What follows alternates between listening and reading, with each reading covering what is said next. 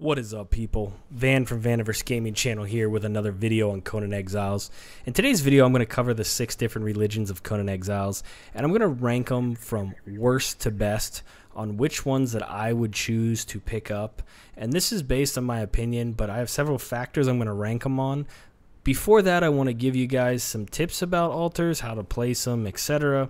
And then at the end, I'll show you guys where to find the trainers for all 6 religions and also the archpriest locations that I've been successful in getting archpriests from. I'm not going to get into avatars on this. The avatars somewhat go into the rankings, but not really. So that might be in a later video. If you want to sub, we'll go over all the avatars, their damage, how to control them, etc. So in this video, the first thing we're going to do is we're going to talk about some tips about placing the altars and kind of what to look out for. So you'll notice that I have all these little pots here. Basically, when you put down a altar for a religion, you can unlock all 6 religions at any time. You just go to the trainer. You always get one when you first start the game. Never pick Crom. He does nothing. He doesn't give you any of these. I don't know why, but whatever. So one of these 6, if you pick it in the game, then you don't have to go find the trainer. If you don't choose it when you first start, you have to go find the trainer. So with that being said, once you find the trainer, say you unlock 6 or 7 of, or all 6 of them, you'll notice that in order to place them, you have to keep them 8 foundations apart. So you can see right here, there are 8 foundations between these, and there would be, if I had foundations down, 8 between that. So if you are doing the math, you're most likely going to say if you have 3 deep and 2 wide, that should cover all 6. You can fit them in a fairly, not super large spot, but it takes a good amount to get them all kind of placed in one area. There's also a restriction on how high you have to have distance-wise in between to place an altar. So it is 10 foundations above the top of the altar. So you can see right here, the top of this Yamir altar is about 3 foundations high. So I got to go 10 more foundations from that before I can place another altar on top of it. So a lot of people like to build big tall bases so you can have several altars up. So with that being said, in this game, because you can have multiple religions, I suggest making at least 2 altars, sometimes 3, because you're going to want to use one altar in order to create your avatars, and you're going to use another altar to kind of farm for your avatar protection. And then you might even want a 3rd altar for just the consumables if you want. So when I picked these altars and I chose how to rank the different religions, I picked it on several things. One is, what consumables do they provide and is it worthwhile? 2, how easy is it to learn the religion? So if I don't choose it out of the gate, how hard is it to get to learn the religion by finding the trainer? 3, how fast do I farm manifestations? Some religions you can get manifestations faster than other religions. 4, how hard is it to find an archpriest? Because I need one in order to put on my avatar protection and also summon an avatar. And then 5, how good is their feast? So every time you unlock the 3rd tier of the altar, you unlock a feast, and each one of the feasts have different benefits, and I added that into the ranking. So let's get started with the ranking, and then at the end of the video, we will show you where the trainer locations are and then where the archpriests are that I had success getting, and we'll kind of go from there. One more tip before we get started is when you get your first altar and you get your religious farming tool and you start farming it, you want to, if you put it into a refrigerator with some ice, it completely nullifies their expiration time. So this allows you to farm multiple of each one, because you may not want to upgrade all the way to the tier 3 right out of the gate, because you don't want this giant beam of light in the sky saying, hey, come on my base, I have a tier 3 altar. So you may want to have it available to get to 500. So you may want to store 500 in some of these chests. So as long as you have some ice in an ice box, it completely removes the expiration timer, so you can store these for a longer period of time. The one thing they did change, at least what I've seen, is that these are the tokens you get from sacrificing a 3rd tier altar. You turn it into a token. This is where you summon those big gods that you see. You can see it expires. It's 160 hours is how long it usually takes to expire. You used to be able to throw these also into a refrigerator, a preservation box, and then it would completely negate their expiration timer. So people could have, you know, 40 of these tokens that they farmed up over a long period of time or stolen from other people, and they'd never expire. So thank God that you can no longer put these into the preservation boxes. But 160 hours to me is still a really long time for these. They need to cut it down. They need to make it that once you make the token, you have an hour to use it, so that it's more of a planned attack versus, hey, I just have these tokens, they last for days, and I'm going to use it eventually kind of thing. All right, so with that being said, let's go and let's start with our first ranking from the worst. The worst altar and religion to choose, minus Crom, which doesn't count because he does nothing, is going to be Amir. Amir is by far the worst religion in the game for the rankings I gave you. There is no consumable. You make ice arrows. The problem with making the arrows is they take 10 ice shards. So when this religion first came into the game with the Frozen North expansion, you would use your axe, which is your religious farming weapon, and you would hit trees with it to gain ice shards. You can see I can stack to 100 ice shards with this, where every other religious farming that you get off is only a stack to 20, like the lingering essence, the hearts, all that. This one's 100. Well, it was because you needed to do 10 times as many, 5 times as many, to harvest, but you were hitting trees to do it. So they just said, no, you know what, that's not fair, because you can just go out and farm trees, you can just level this up super quick. We're not going to do that. So they switched it to now where the Hoarfrost Hatchet only works on human bodies. Problem is, they only give you 1 ice shard. Well, they never changed what you need to make the stuff. So these arrows, they cost 10 ice shards, but they still only give you 1 manifestation. So it's a 10-to-1 ratio, where other religions, you create 1 potion, you get 1 manifestation. So there's really no point in learning the Yamir religion. It's a waste of time. There's really no good consumables that it gives you. Learning the religion, if you don't choose it, it's a little bit hard to get. It's up north. Archpriests are hard to find. It's just one of those where the only redeeming factor, I think, is maybe the weapon that you get for the final altar, and maybe the feast, because the feast provides a warming buff. So if you eat the feast, you actually get the warm-up buff, which could be helpful. That's the only thing. Other than that, this is the worst religion. I wouldn't waste time or effort on this at this point until they fix the ratio of manifestations. Now, what is the second worst? So 5th rank out of 6. 5th out of 6, I'm going to go with Derketo. Derketo, in my opinion, again, similar to Amir, when it first came out, they had all these transmutations. You could do bread, honey, blah, blah, blah, and it would give you a manifestation. So now you don't get any manifestations for doing any of the transmutes. So really, there's no point in doing this. There's a couple things that give you a 1-to-1 ratio, but for the most part, the best part about the Derketo religion is the Elixir of Freedom.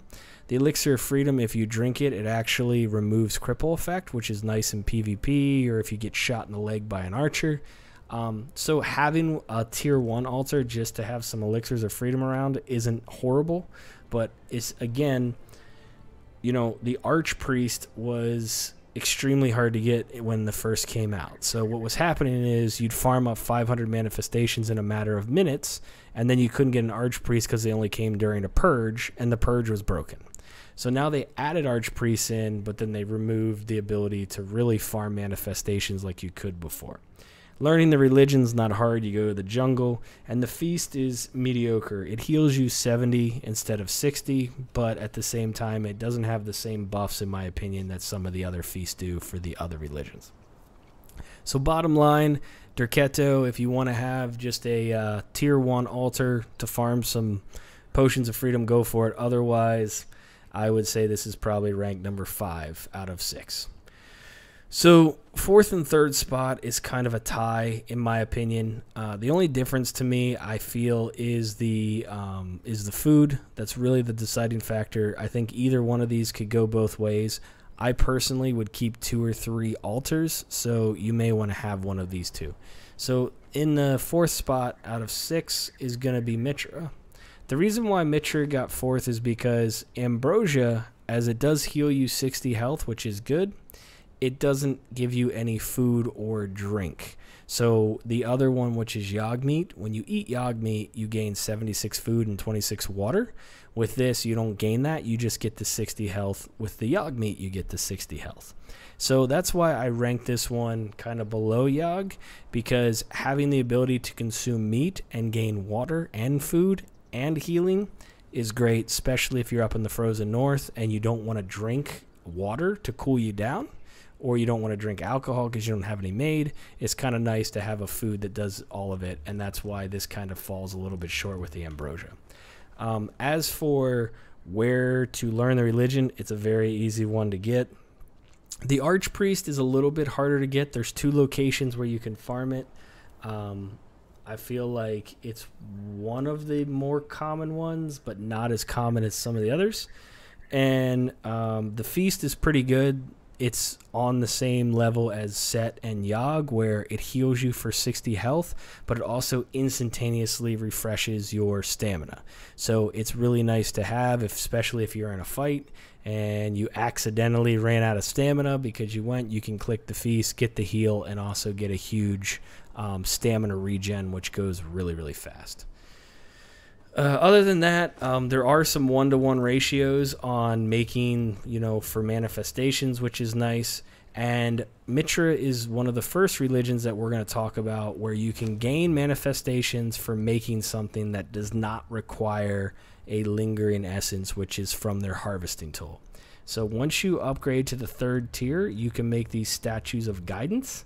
They only cost, well, only is a strong word. They cost brick and brimstone to make one, and you get 1 manifestation for every statue you make. So if you need 500 times 20 bricks, you can do the math there. 500 times 30 brimstone, you can do the math there.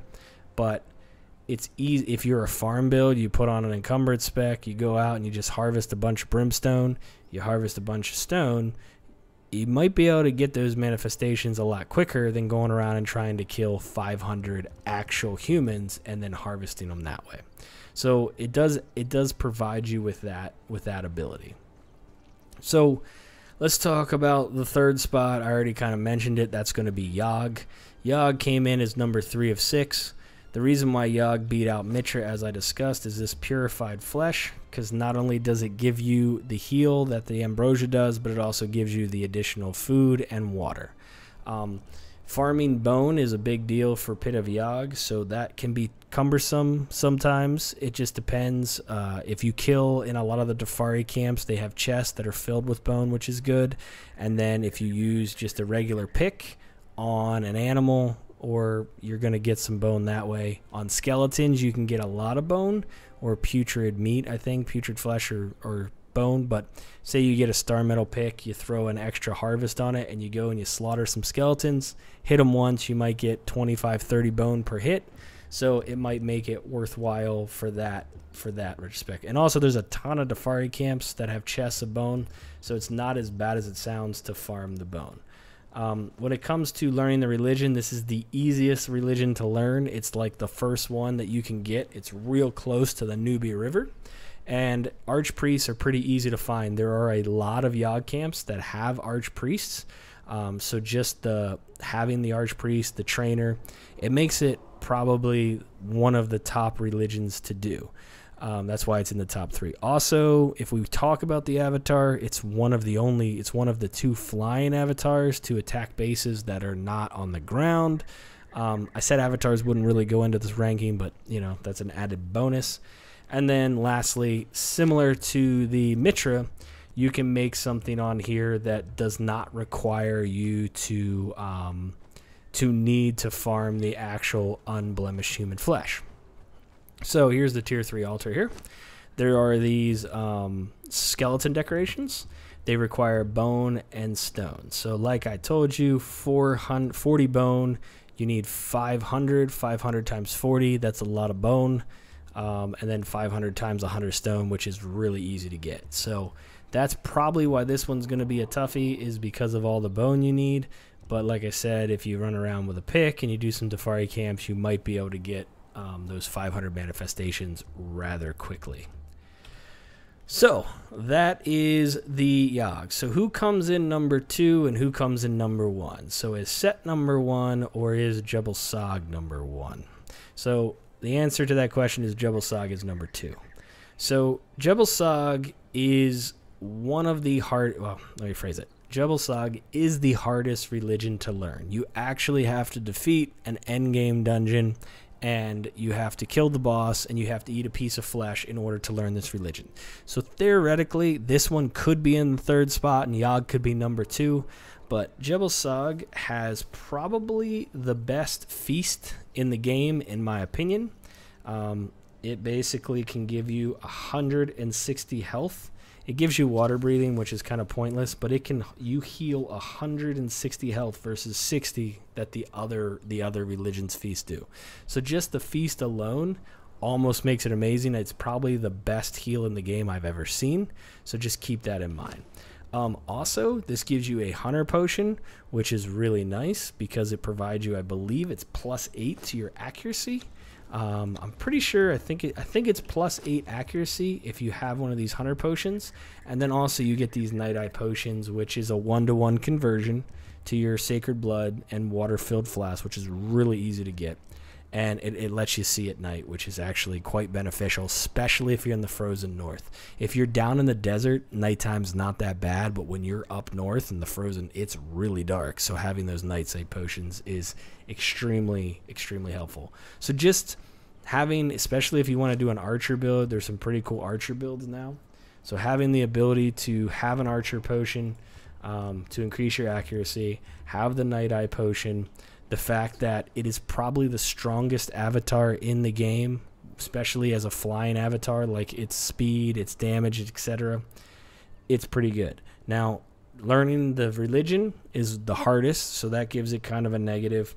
But the positive to that is once you learn it, this probably has the highest spawn rate of archpriests of any other religion. I mean, I find archpriests for the Jebel Sog religion all the time. So that's why I put it in the number 2 rank for the consumables, both the being able to see at night and the additional +8 to accuracy. The archpriest being very easy to find and very often. The manifestation farming, very easy to farm, 1-to-1 ratio with the night sight potions. That's not that bad. The feast being amazing. The only real downfall is learning the religion on this one. That's the hardest part for this. That's why it's ranked number 2. So that puts Set as the number 1 rank, and I'm going to explain to you why. So one of the best things about Set is you have snake arrows, which are fantastic to throw on archer thralls. You put them on an archer thrall, they shoot someone, it poisons them, it prevents them from climbing, it prevents them from healing. They're just a sweet, sweet ability, snake arrow to have. It's also great if you do an accuracy build to be able to fight bosses and stuff. You get a bunch of snake arrows, you keep them poisoned, you keep them, you get some actual Noxious Orb, the gas arrows, and then you have a cloud of gas, you got some snake going, and then you might even throw some bleed in there, and you just take down bosses. Pretty cool. Also, the Set antidote, I can't tell you guys how much these Set antidotes are super important. They clear alcohol poisoning, which is amazing. So some of the best abilities to gain different stats is to get drunk, but the downside is you gain alcohol poisoning, which is terrible. So you chug down some beer, you get wasted, you gain the extra vitality, the extra strength buff, and then you go ahead and you drink a Set antidote, and it removes the alcohol poisoning, which is super, super nice. There's a lot of stuff that poisons you in this game. It removes it. So if someone shoots you with snake arrows, you can remove that poison. And if you have 10 or 15 stacks, it removes them all instantaneously. So I can't talk enough about the Set antidote. Also, it's a 1-to-1 ratio. So for every Set antidote you create, you gain 1 manifestation. Now, not only are the snake arrows and the Set, the Set antidote's really, really nice. The other thing is that Set has the ability to farm. This is by far the easiest way to gain manifestations. It takes a little bit of time, but once you get to the right spec, you can farm this like nobody's business. So here's a snake idol. It only costs 4 brimstone and 4 steel bars, and it will give you 1 manifestation. So if you do the math, you're only doing 4 steel bars to 1 manifestation. So if I need 500 manifestations, that's only 2,000 steel bars. It sounds like a lot, but it's really not. If you go encumbrance spec and you go and you farm some iron and you bring it back, it's really not as bad as it sounds. And so you can farm manifestations extremely quickly for Set by making these snake idols. So there you go. That's probably the main reason. I'll say learning the religion is extremely easy. It's in a little bit of a tough spot to get to, but once you figure out how to get there, it's not hard to learn. Farming the manifestations is the fastest of any religion. That's why it's ranked there. The feast is the same as Mitra and Yogge. It heals you, and it also automatically like super regens your stamina, which is super sweet. The only downside, probably the biggest downside to Set, is going to be the Archpriest. It is very difficult to get Archpriest for Set. They spawn in 2 locations I'm aware of, and the spawn rate on these seem to be much less than some of the other religions, just my experience. So that's why Set is ranked number 1, because the arrows are amazing. The antidote is very, very helpful in many, many aspects. Being able to just crank out snake idols in order to get manifestations faster than any other religion, amazing. The avatar is actually extremely strong. He's probably the 2nd strongest next to Jebel Sag. His only downfall is he can't fly, but if there's a base that's ground level, he will decimate it. So you have that. The feast is good. I mean, all around, if you look at the consumables, how easy it is to learn, how fast to farm the manifestations, the feast, the avatar, everything about this religion is amazing, except for the Archpriest. That's the one downfall, is it is a bitch to get the Archpriest. So there you go. That is my ranking from worst to best. Worst being Amir, second worst being Derketo. Mitra comes in 4th place, Yogge 3rd, Jebel Sag 2nd, and Set number 1. Technically, you could probably switch Jebel Sag and Yogge. It just depends on your opinions. If you want to leave your opinion in the comments below, I'd love to hear your thoughts and what you think. So we're going to end the video here with just real quickly showing you guys where the Archpriest spawn and where you gain the trainers. So Yog Trainer, very simple. It's right here, Sham and Rise. This is the bridge that goes across. You run up, and then once you get to about here, you'll see him. He's hanging out. I'll port to each one just to show you real quick. Right there he is. He's right up in here. So you can see on the map. You can see on the map, I'm right here. And this guy teaches you the Yog Trainer. Right there he is. Boom, done. Okay. The Set Trainer, he's in the middle of the map right here. It's at this place called Mekamos Spire. You come to the water here. There's actually a path up, and then you kind of climb up into some rocks, and you can get him right there. So that's where he is. I don't have to spawn into all these guys to show you. The Mitra Trainer is right here. So this is an oasis. You can see the 2 little oases. There's a little statue thing right here with a big Mitra shrine. You learn, it's called Miro's Hope. This is where you learn the Mitra Trainer. Right here, this one I will show you. This is right by the den. So this is where you learn Jebel Sag. You actually have to make a potion of midnight. You learn it from this wereback guy right here. If you click on him, you're going to learn the Midnight Alchemist. And what that does is it actually gives you the ability to make these potion of midnight right here. This will teleport you to the midnight dungeon, and you have to fight your way to the last boss, kill him, eat a piece of flesh, and then you learn the religion. I have a video on that dungeon. It might be a little out of date at this point because it's a little bit harder than it used to be, but you can check that out. I have a whole playlist about dungeons. You can go down and check it out on my channel. But that's why this one's pretty tough, is you have to drink the potion, fight your way to the boss, kill the boss to learn the religion. So technically this isn't the trainer, but this is what you have to do to get to the trainer to learn the religion. The Yamir Trainer is way up here. It's called the Outcast Camp. He's up on a mountain. You got to kind of climb up this cliff to get to him. Since I don't even recommend you getting it, I'm not even going to show you where the trainer is. Just know he's up there. You can also Google it as well. And then the last one is Durketo. So way over here in the jungle, there's this place called the Pagoda of Boundless Lust. I'm going to port here to show you.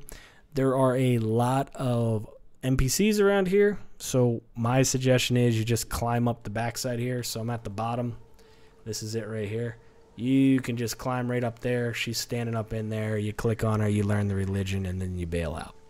So that's where you learn the 6 religions for the one you don't pick. So you get one right out of the gate, whichever one you pick. Hopefully you don't pick Crom, and then you have to go see the other 5 trainers. So since I ranked in the way that I did, the trainers I would probably see is Yogge for the Yogg meat, Set, and probably Jebel Sog once I can get through the Midnight Dungeon. Until I get Jebel Sog, I'd probably have Yogge, Set, and Durketo for the potions of the elixirs of freedom.